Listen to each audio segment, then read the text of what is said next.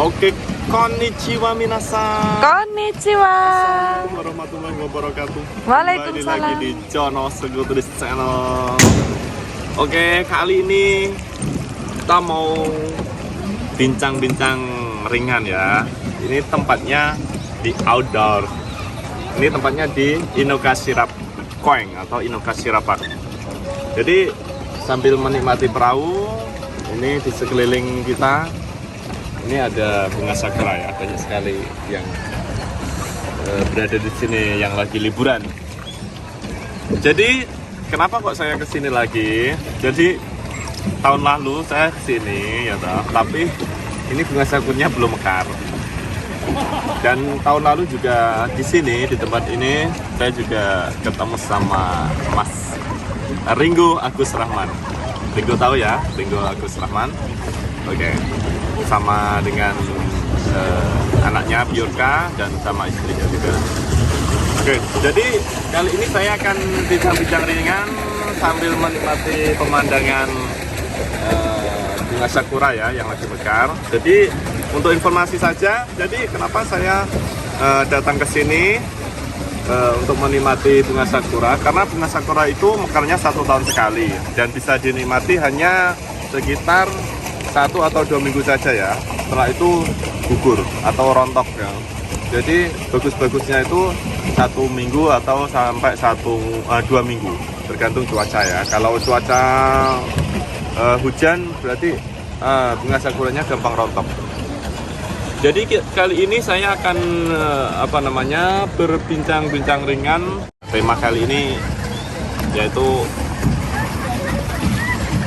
gampang kok untuk pergi ke Jepang ya. Maksudnya untuk berlibur ke Jepang itu gampang. Syarat dan ketentuannya berlaku. Oke, jadi kenapa kok saya bilang gampang ya untuk pergi ke Jepang? Jadi pada tahun kurang lebih tahun 2014, jadi masyarakat pemerintah Jepang itu membebaskan visa ya. Nah, jadi untuk siapa ini? Jadi untuk ini syarat dan ketentuannya berlaku ya. Untuk siapa? Jadi pemerintah Jepang itu membebaskan visa bagi pemegang paspor elektronik. Nah, jadi bagi pemegang paspor elektronik itu bisa keluar masuk Jepang ya tanpa menggunakan visa. Nah, tapi jangan salah dulu.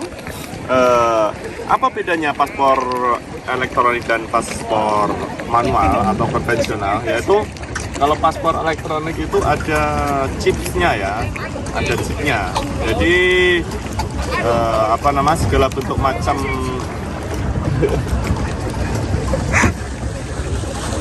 Jojo Budes.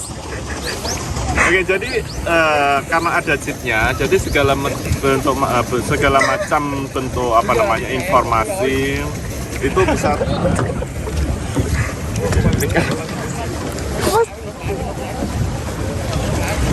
bisa mundur kok. Oke, jadi paspor itu paspor Indonesia ya. Pemegang paspor Indonesia itu ada 2 jenis. Jadi paspor elektronik dan paspor manual. Jadi apa bedanya paspor elektronik dan paspor manual? Mungkin nggak banyak perbedaan ya. Hanya satu ya perbedaannya. Yang paspor elektronik itu ada chipnya ya, kayak begini nih. Kemudian yang paspor manual itu nggak ada. Jadi pemegang paspor elektronik itu bisa keluar masuk Jepang tanpa menggunakan visa. Jadi untuk syarat-syaratnya yaitu meskipun sudah memiliki paspor elektronik, jadi harus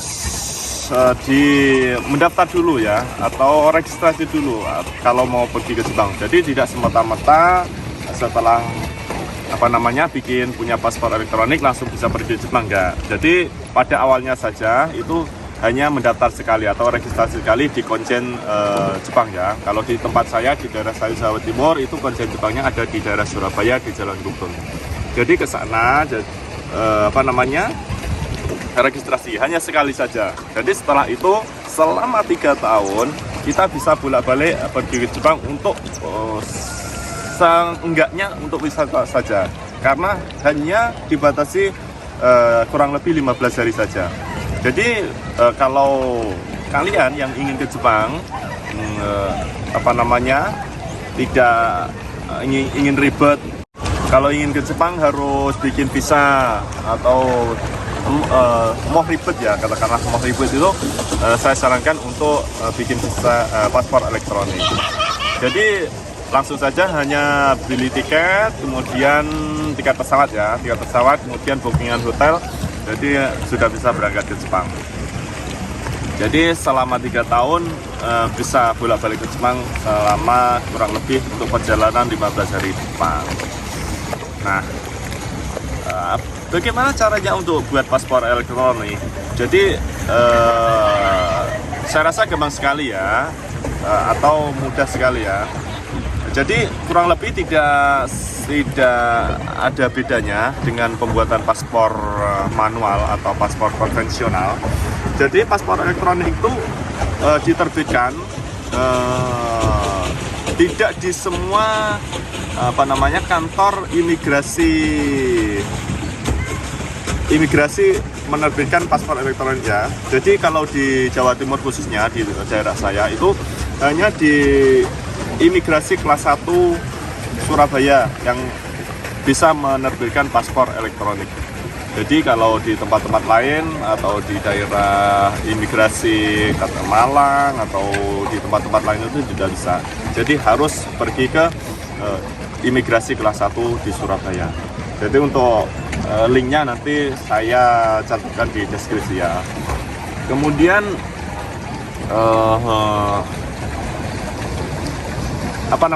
sekarang itu untuk pembuatan paspor itu secara online ya, maksudnya online itu untuk pemesanan hari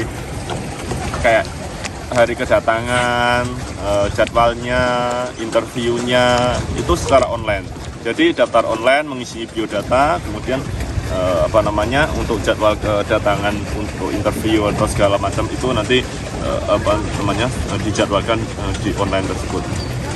Oke, jadi untuk kalian yang ingin pergi ke Jepang atau sekedar untuk jalan-jalan atau liburan yang tidak lebih dari 15 hari, saya sarankan untuk membuat paspor elektronik. Jadi saya rasa gampang sekali untuk pergi ke Jepang, menikmati 4 musim di sini, pas musim sakura kayak gini atau pas menikmati musim salju, musim gugur, dan musim panas. Ya, tapi kalau musim panas sih saya tidak terlalu nyaranin karena sama dengan di Indonesia. Bahkan di sini lebih panas. Jadi mungkin itu saja yang bisa saya sharing di video kali ini.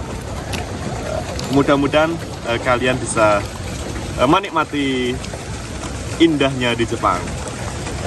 Nah, jadi kalau di Jepang ya memang indahnya untuk liburan saja. Kalau untuk kerja saya tidak rekomen ya. Tapi uangnya saya rekomen. Ya. Jadi mungkin itu saja. Jangan lupa like and comment and subscribe agar saya semangat untuk membuat video-video selanjutnya. Jadi kalau ada pertanyaan mengenai tentang Jepang lainnya bisa tulis komen di bawah ini. Nanti saya apa saja yang request yang ingin saya review tentang Jepang, boleh kalian komen di bawah ini ya, komen. Oke, cukup sekian. Wassalamualaikum warahmatullahi wabarakatuh. Waalaikumsalam. Terima kasih sudah menonton. Mite kurete, arigatou gozaimashita. Ja, mata ne, bye bye.